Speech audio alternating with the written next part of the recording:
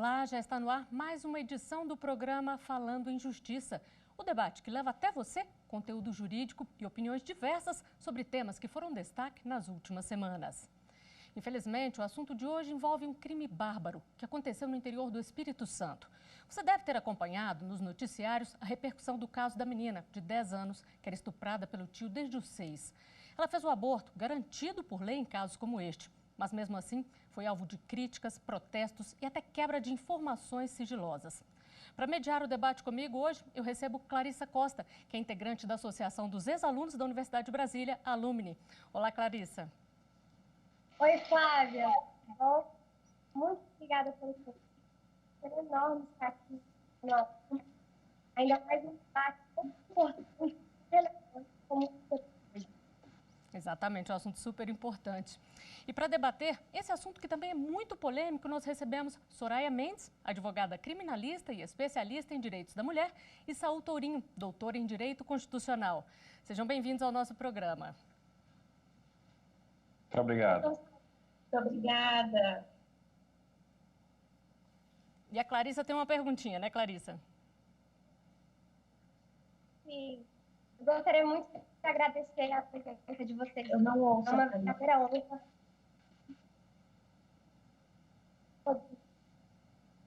Eu acho que você pode recomeçar, que agora vamos ver se eles estão te ouvindo, Muito Clarissa.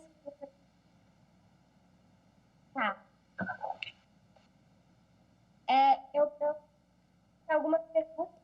Eu e a Flávia podemos pesquisar. Vamos fazer algumas perguntas para vocês sobre esse assunto. E a primeira, eu gostaria de... Doutor, o que acontece é que o Código Penal ele é bastante expresso, em que o aborto, no caso de gravidez resultante de estupro, não é crime, né? O artigo 128, inciso 2 do Código Penal, diz exatamente isso. Diante disso, a minha pergunta é por que ainda é necessário uma autorização judicial para o aborto acontecer nesse caso? Muito bem, Clarissa. Muito obrigado pela pergunta. Você traz uma lembrança necessária. De fato, o Código Penal o Código Penal, no meu modo de ver, ele há muito tempo precisa de uma revisitação legislativa. Ainda assim, no meu modo de sentir, já é um código que enxerga a questão do aborto de uma maneira incompatível com a realidade atual. De qualquer modo, ainda assim, é fato que ele traz a possibilidade desses dois tipos de aborto. O aborto da mulher que se vê diante da escolha trágica entre ter que decidir entre a vida dela e a vida do feto. Ou o aborto da mulher que foi vítima de uma violência sexual absurda, que é o estupro. Jurisprudencialmente, nós tivemos a abertura do Supremo Tribunal Federal também para a figura do aborto dos fetos ancéfalos. São, em regra, as três possibilidades diretas contra as quais não deveria haver qualquer discussão hermenêutica a respeito.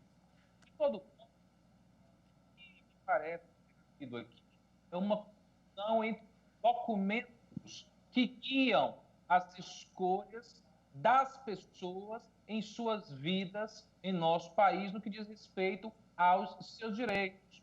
Documentos reputados por pessoas de fé, como sagrado, eles mostram e animam a fé das pessoas em sua particularidade, em sua intimidade, mas não conduzem, nem podem conduzir a manifestação do Estado, que se guia pelas leis e pela Constituição. Portanto, nada obstante nós tenhamos esse caráter expresso do Código Penal, ainda assim nós tivemos a necessidade, por se tratar de uma menor que vive embaraçada, inclusive, no próprio estado natal, o Espírito Santo, depois de uma tentativa em Minas Gerais, também sem sucesso, e então conseguiu ser assistida no estado de Pernambuco.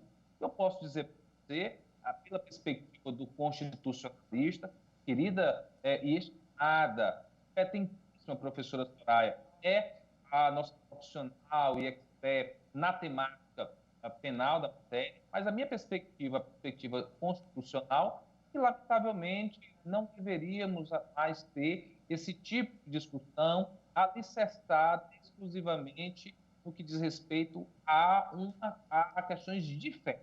As questões de fé, elas são professadas nos templos, elas são professadas na intimidade, na sua casa, no momento em que você, antes da refeição, há todo um ritual. No momento do exercício de direito, quando você vindica esse direito perante as instâncias do Estado, o que vale é a lei, o que vale é a Constituição.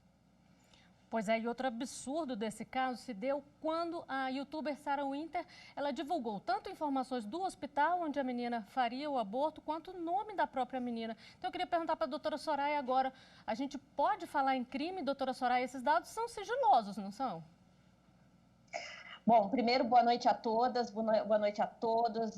Para mim é sempre uma alegria estar aqui na TV Justiça. A TV Justiça que presta um dos maiores serviços, não só para a nossa esfera pública jurídica, mas para todos e todas que estão nos ouvindo, ao esclarecer questões como essa, que provocaram uma comoção nacional e, sem dúvida, né, deveria realmente provocar a comoção que ocorreu, o fato de nós termos ainda de conviver com uma violência que é uma violência tão presente, né, na sociedade brasileira contra mulheres e contra especialmente meninas. Né? Esse caso ele é um caso que expõe uma das piores chagas da sociedade brasileira, que fosse só na sociedade brasileira, infelizmente isso também recorrente no restante do mundo, mas nós precisamos pensar com muita seriedade em resolver os problemas aqui na nossa casa, e o problema com relação à violência contra mulheres e meninas é algo que tem que estar na ordem do dia e nos primeiros pontos de quaisquer pautas políticas. Então, eu quero agradecer essa oportunidade, agradecer de estar conversando aqui com Clarissa e estar ao lado do meu querido e estimado Saul Torinho Leal, que é um dos nossos mais brilhantes constitucionalistas brasileiros. Veja bem, nós temos um conjunto de questões a analisar nestas condutas praticadas por esta, eu não diria ativista, eu diria, na verdade, alguém que se propõe, já como um dos próprios termos do inquérito 4828, que está em análise no Supremo Tribunal Federal, a incitar atos contra a ordem democrática.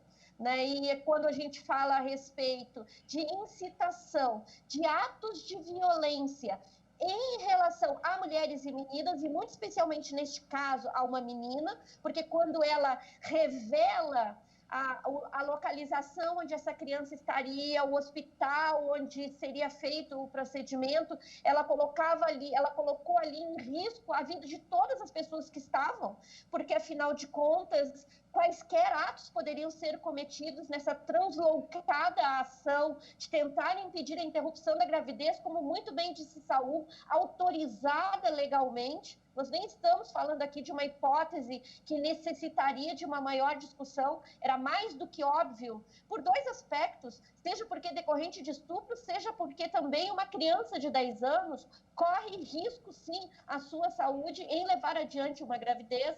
Então, ela provocou ali, incitou atos que poderiam ser atos que chegassem ao extremo, sabe-se lá o que poderia acontecer.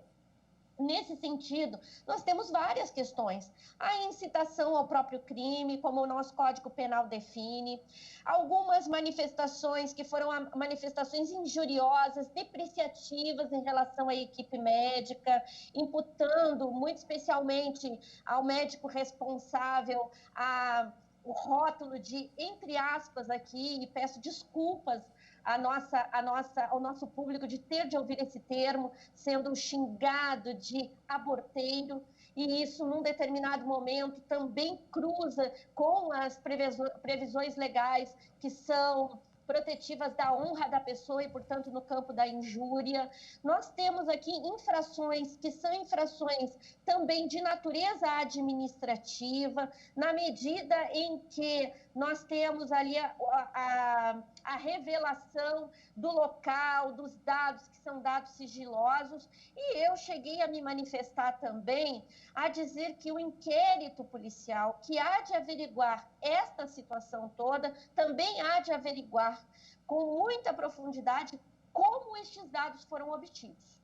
porque se os dados são dados sigilosos, eles são dados que não poderiam estar ao acesso de quaisquer pessoas, também ao acesso, portanto, desta senhora que acabou causando toda aliás, aumentando já uma contrariedade em relação a esse ato que eu vou repetir. Era um ato absolutamente legal, e se a gente puder aqui, se Saul me dá essa oportunidade aqui de fazer aqui uma pequena também inserção, né, ou adentrar um pouquinho o campo do direito constitucional, mas também a dizer que viola aquilo que constrói ou que se pretende construir como uma sociedade livre, justa e solidária. O ato da Sara é um ato marcado por uma incapacidade de solidariedade humana. E isso a nossa Constituição também garante. Então, nós temos aqui violações de várias ordens, e eu acredito que esse conjunto todo aqui traz muitos pontos a serem investigados, sim, várias dessas condutas a serem possivelmente enquadradas pelo nosso Código Penal e aquilo que especificamente diz com o Estatuto da Criança e do Adolescente. Doutora Soraya, na última semana, a gente viu que a sociedade, ela se viu no direito de dizer para essa menina de 10 anos, né, estuprada desde os 6, o que ela deveria fazer. Até quando pode a sociedade fazer isso? É certo, é errado? Quais são os limites? Veja bem, quando nós estabelecemos as regras que nos guiam, nós devemos estabelecê-las a partir de limites racionais que podem ser exigidos em determinadas situações. Eu estou de pleno acordo com o que disse Saul a respeito do que significa a discussão da interrupção ou o direito da interrupção da gravidez nos dias atuais. Eu acho que o nosso Código Penal, e já escrevi isso há muito tempo, enfim, eu acredito que o nosso Código Penal, neste aspecto específico, sequer foi recepcionado pela Constituição de 1988, dado os direitos à autodeterminação que devem ser garantidos a todas as mulheres. Mas, de qualquer sorte, um ponto importante a ser fixado é que não se está jamais discutindo sejam as diferentes religiões, e eu prefiro nunca falar em religiões, mas falar em fé. A fé, cada uma tem a sua. Eu tenho a minha, cada um tem, e tem o direito de professá-la e de mantê-la. Uma outra questão é a laicidade do Estado e o direito de decidir. Nesse caso, nós não estamos ainda nem no campo da decisão de uma mulher adulta, com a sua formação plena, capaz de analisar as diferentes opções que a vida coloca. Nós estamos diante de uma criança. Então, é muito doloroso que a nossa sociedade, felizmente não toda, porque o fato de ter se conseguido realizar esse procedimento, que é um procedimento doloroso, mostra que existem profissionais de saúde comprometidos, que existe parcela da sociedade civil também comprometida na garantia desses direitos, mas é muito doloroso que haja ainda um contingente de pessoas que entenda que o melhor é aquilo que está previsto a partir da sua concepção religiosa. Vou repetir sempre, até porque sou uma mulher de fé, para dizer que a fé ela tem de ser garantida a todos e a todas, mas ela não pode ser o critério a ser utilizado para a racionalidade que vem para a lei. Então, esse julgamento desta criança, desta menina, foi, eu acho que uma das piores páginas da nossa história recente. A nossa sociedade ela vai se ressentir durante muito tempo a respeito desse fato específico. Tem tantos fatos tão dolorosos acontecendo no Brasil e, enfim, em outras questões, ainda hoje tomamos conhecimento de outros relativo à violência policial em São Paulo e tudo mais, mas num conjunto, esse fato, ele é um fato significativo.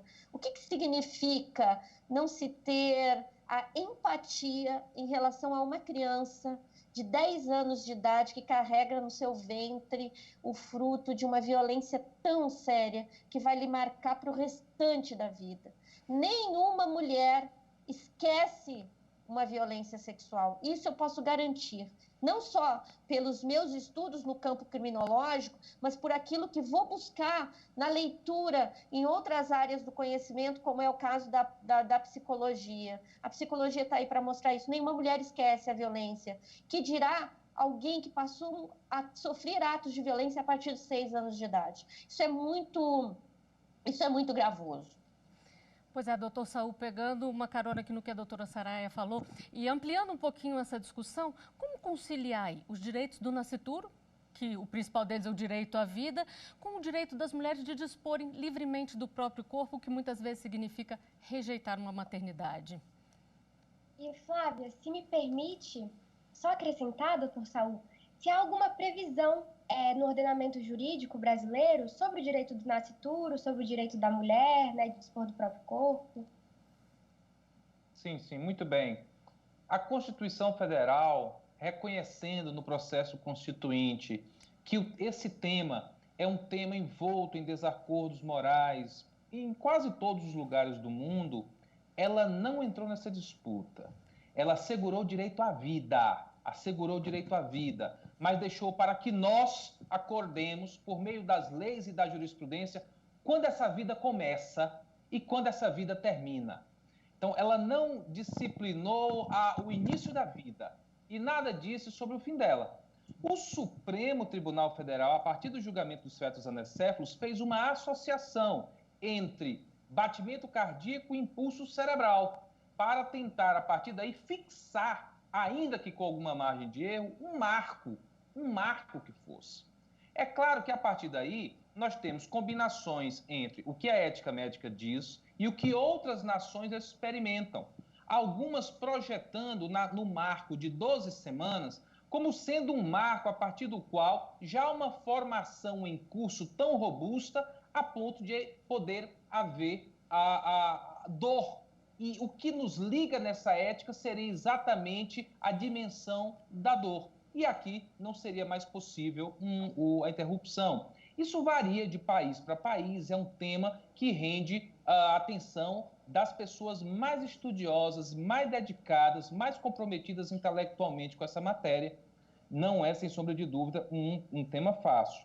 De qualquer modo, a Constituição Federal, não tendo feito essa sinalização, não tendo cravado o início e o fim, e tendo o Supremo dado uma sinalização, tentando fazer esse encontro que eventualmente poderia dirigir para um marco temporal, o próprio Supremo, porque essa temática não encontra reverberação no Congresso Nacional, uma casa majoritária, o próprio Supremo tem uma outra ação que tenta estipular uma discussão a partir desse marco temporal. E houve uma audiência pública numa ação de relatoria da ministra Rosa Weber, no momento que o tribunal era presidido pela ministra Carmen Lúcia, no momento em que a Procuradora-Geral da República era a doutora Raquel Dodge. Portanto, nesse alinhamento de astros femininos, houve uma audiência pública que toda a sociedade foi ouvida. E a ministra Rosa certamente está ciente da relevância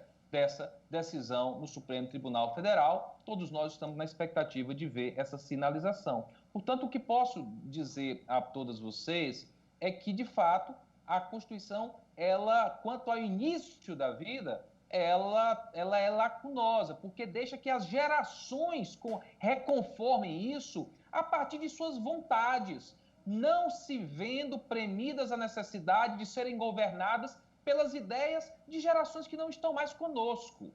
É exatamente por isso que esse tema é um tema que encontra em nós todo o espaço de discussão, todo o espaço livre de discussão para que quem mais sente na pele, a mulher, possa se expressar e possa se colocar na discussão. Não nos esqueçamos de como o ministro Carlos Aires Brito começou a sessão do Supremo quando julgou o caso dos fetos anencefalos. O ministro disse: senhores ministros, nós só estamos discutindo isso nesse marco da história porque nós homens não engravidamos.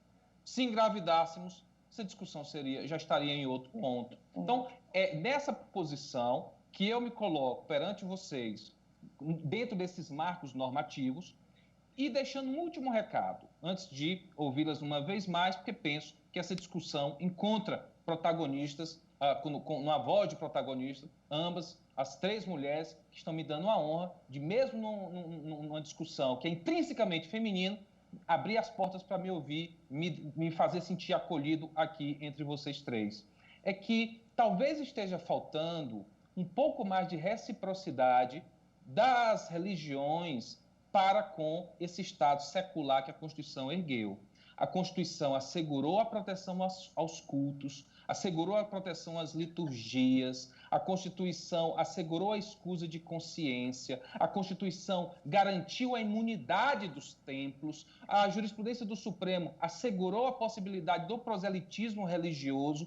A Constituição fez tudo para as religiões. Tudo que ela pede é simplesmente, em casos limites como esse, na linha do que a professora Soraya apresentou, tenhamos um respeito a uma ideia de sociedade fraterna, justa e solidária, alicerçada, antes de tudo, na dignidade da pessoa humana. Me parece que uma garota que sofreu o que sofreu e que teve que passar pelo que passou para interromper essa gravidez, evidentemente se viu desrespeitada de sua dignidade.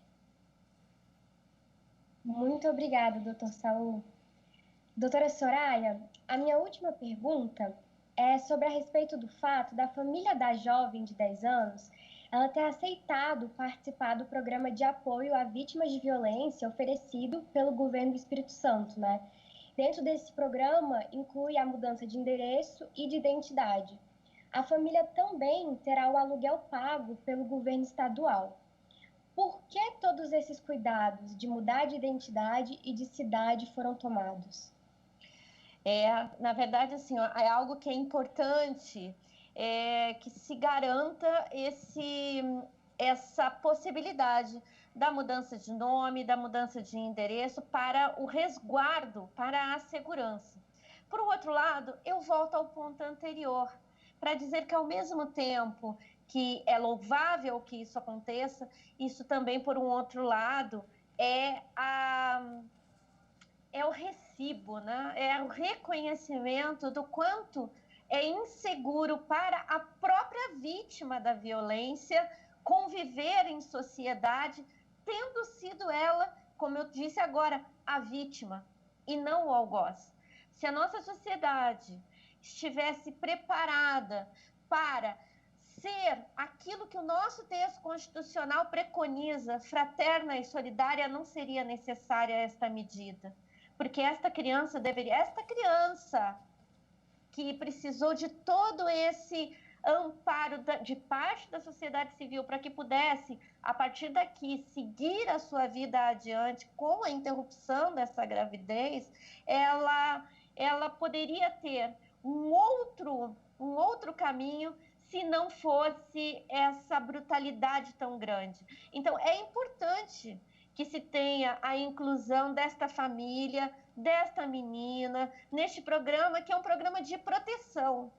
Mas, por um outro lado, o fato de ser necessário incluir esta menina num programa de proteção, assim como a sua família, ela é um reconhecimento da falência da nossa sociedade ou o reconhecimento da brutalidade da nossa sociedade.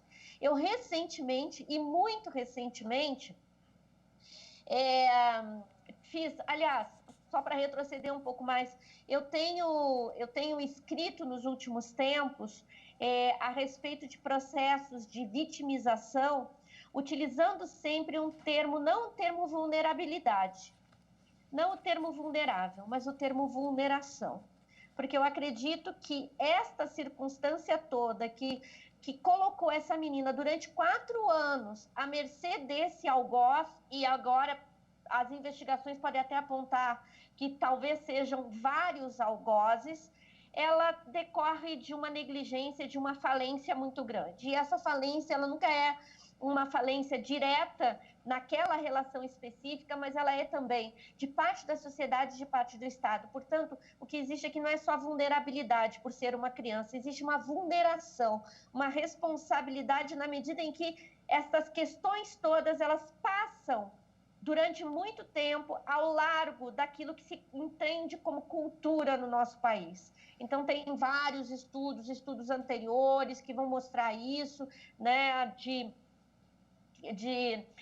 tanto da área da sociologia, estudos da professora Henriette Safiotti, já falecida professora Henriette Safiotti, para tantos outros que são trazidos, ou seja, essa cultura do estupro, o simples fato de falarmos de cultura do estupro já é algo que mostra o quanto isso é cotidiano, isso é um processo de vulneração. Mas, por um outro lado, também, agora sim, recentemente, eu fui interpelada por uma revisão linguística, na medida em que talvez a gente não deva mais falar a respeito de vítimas, mas de sobreviventes. E esse caso, né, desta menina, desta criança, ele é um caso em que nos coloca isso. Ou seja, ela é vítima daquela violência tão grave e ela foi obrigada a sobreviver e está sendo obrigada a continuar sobrevivendo porque a sua vida foi completamente modificada por uma ação que agora sim é uma ação da sociedade.